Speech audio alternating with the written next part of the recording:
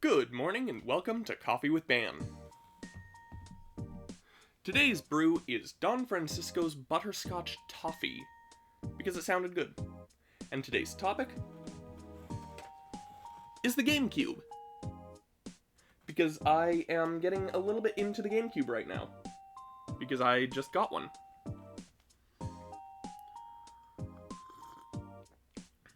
I like that. That is.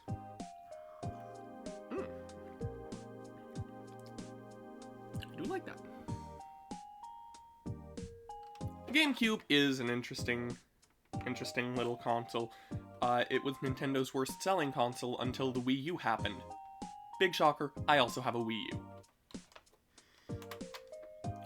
This sucker had a lot of generally very well-loved games now that, like, nobody cared about back in the day. Or at least nobody cared about enough to get a GameCube. Also, it's cubular. Or cubicle. I don't know. Doesn't really matter. But yeah, this thing had a lot of great games. Smash Melee, obviously, that's like the main one that people think of when they think of the GameCube, I think.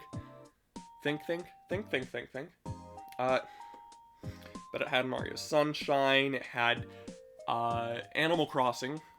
At least in North America, that was where we were first introduced to Animal Crossing. It had Luigi's Mansion. It had Kirby Air Ride.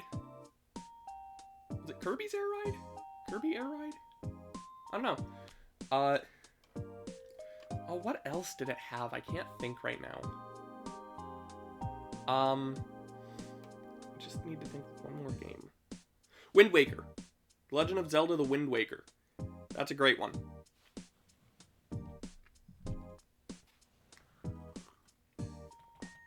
I'm not traditionally into Zelda, mostly because I didn't really grow up with it. Zelda was not something that I, for the most part, had in my life as a child. I mean, where do I put this? Because, like, putting it down on the table here means I'm going to make a sound in the microphone.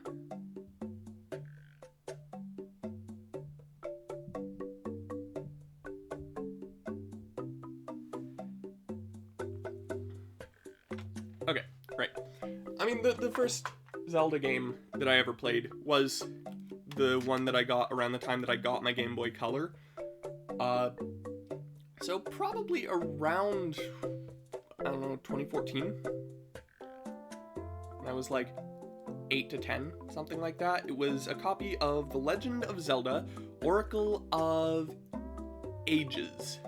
That's the blue one, I think. But I was an idiot child and was never able to get very far in it, so I just didn't. Anyway.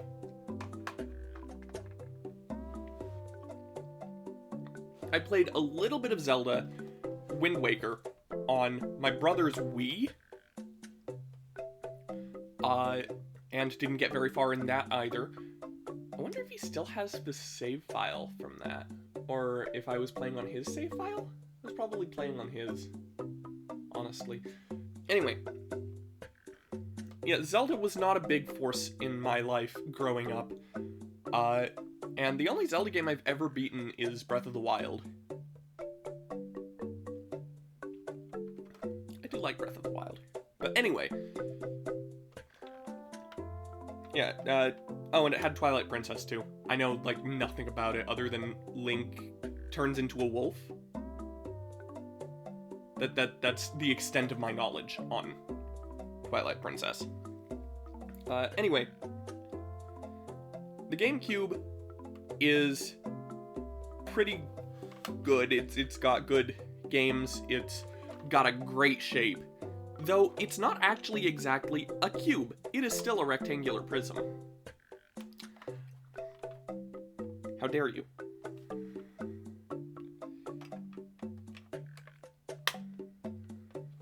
Yeah, it is still a rectangular prism. That's because I don't have the Game Boy Player, which would make it approximately a cube. Anyway, it's got good games, and then the Wii happened, and that was massively popular, and people stopped caring about the GameCube, despite the fact that the Wii had GameCube backwards compatibility. And then eventually people started caring again, when it became popular to be nostalgic for it. But the Wii, honestly, is the better way to play GameCube games, I would say, unless you really want to play Pokemon Sapphire on your television. Actually, Pokemon Sapphire is one of the few games that is one of the few GBA games that you could play on your TV without a GameCube, officially.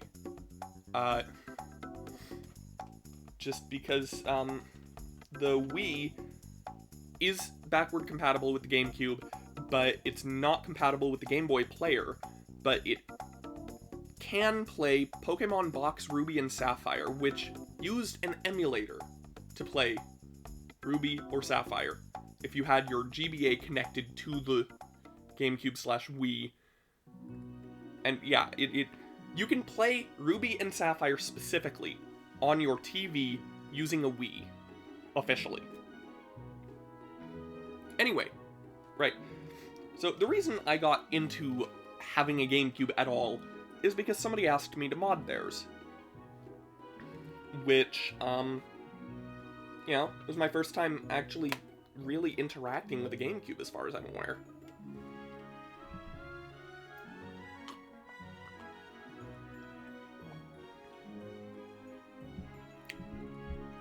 Getting so sidetracked and talking about one thing and then never drinking the coffee, or drinking the coffee and not talking about one thing. Anyway, somebody asked me to mod their GameCube, right? And I did, and then as payment, they gave me another GameCube. And it was absolutely disgusting.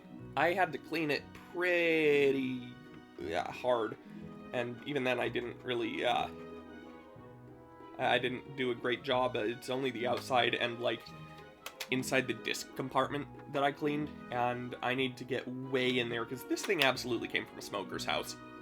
I'm 100% certain of that. Anyway, right. And GameCube modding, that is interesting as well, because, like, it doesn't really have internal storage that you can do anything with. It has a ROM in there for the IPL, the initial program loader, but, like, it doesn't have anything writable other than the battery-backed RAM, that holds, like, the calendar information and such. And so you can't really soft mod it without extra stuff. Like, the way that I did it involved using a Wii. I used a memory card that I copied a save file from a Wii over to that, and then put it in, and you boot the thing up with Wind Waker, and it launches into a thing that you plug into Service Port 2 here, which doesn't exist on mine. Yeah, the GameCube is interesting because it had two models, except it wasn't a redesign. Like, it looks almost exactly the same. But DOL 101 is the second revision, and it doesn't have the second video port, which is unfortunate because that means no component video. And it doesn't have the second serial port, SP2, which means that I can't run Homebrew on this the way that I did on the other one. And that's unfortunate. But at the same time, having... I don't know where I was going with that.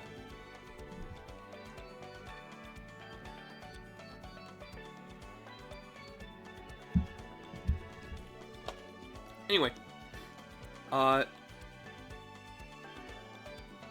yeah, so, okay, the GameCube pretty good.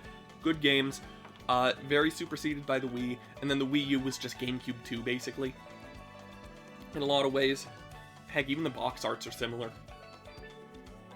I'm not the first person to mention that. Probably Scott the Woz was, but like, GameCube and Wii U box arts are very similar.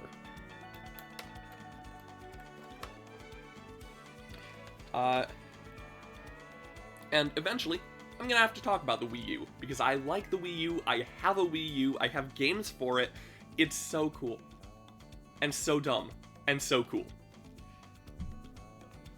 But, GameCube. That's also pretty cool. It's got a lot of style to it. It's kind of the last, like, non-casual Nintendo console. They went very hard with the games and such this generation, and they weren't going for the casual market, because they didn't start doing that until the Wii. And, you know, I mean, that exploded, so they kept going for the casual market a lot of the time. And did not make high-power consoles ever again. GameCube was the last one that was supposed to be powerful.